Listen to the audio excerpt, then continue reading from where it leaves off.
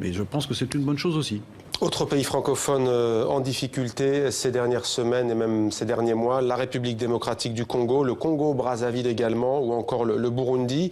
Est-ce que vous comprenez l'aspiration de ces jeunes qui en ont marre de ces dirigeants qui s'accrochent au pouvoir? C'est en tout cas ce qu'ils leur reprochent. Ils sont nombreux ce soir à nous écouter, à Brazzaville, à Kinshasa. Que leur dites-vous? Je les comprends, je les comprends. Vous savez, quand je disais que la France-Afrique, c'était fini, ce qui est fini, c'est aussi une certaine forme de gouvernance où on s'installe au pouvoir et on n'en part jamais. Et je pense que la jeunesse africaine, mais pas seulement la jeunesse d'ailleurs, ne veut plus de ces situations. Et d'ailleurs, dans beaucoup de pays africains, les choses ont changé, et tant mieux.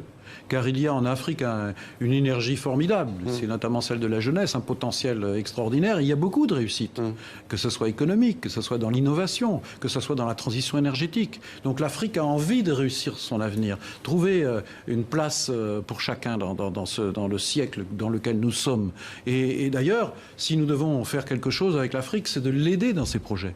L'aider à la fois pour sa sécurité, l'aider aussi dans ses projets de développement, et l'Union européenne en particulier doit faire davantage. Mais je reviens à votre question concernant la République démocratique du Congo. C'est pas possible que ça continue comme ça.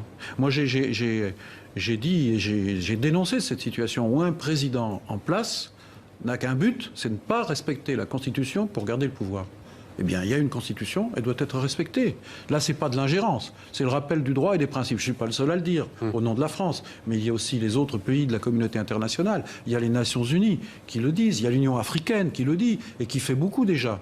Et donc, il faut absolument que la Constitution soit respectée, qu'une date soit fixée pour les élections, et que le dialogue national qui a été engagé ait vraiment lieu, pour qu'on puisse amener de la paix dans ce pays, parce que sinon, ce qu'on peut craindre dans ce grand pays de 60 millions d'habitants, c'est l'affrontement, j'ai même dit le risque de guerre civile. Nous ne pourrions pas imaginer un tel drame, parce que là, qui seraient les victimes? Toujours les mêmes qui sont les victimes. Il y a eu 53 morts les 19 et 20 septembre, la France a condamné, vous le disiez, c'est jamais simple pour Paris, les faits vous donnent raison. Le ministre congolais de la communication, Lambert Mende, a dit ceci, après les accusations de François Hollande sur des exactions commises, et sur votre réaction, vous, à l'ONU, vous étiez à ce moment-là à New York, Jean-Marc Ayrault, la République démocratique du Congo, a-t-il dit, n'est pas un département français d'outre-mer? Ben, ça n'a rien à voir.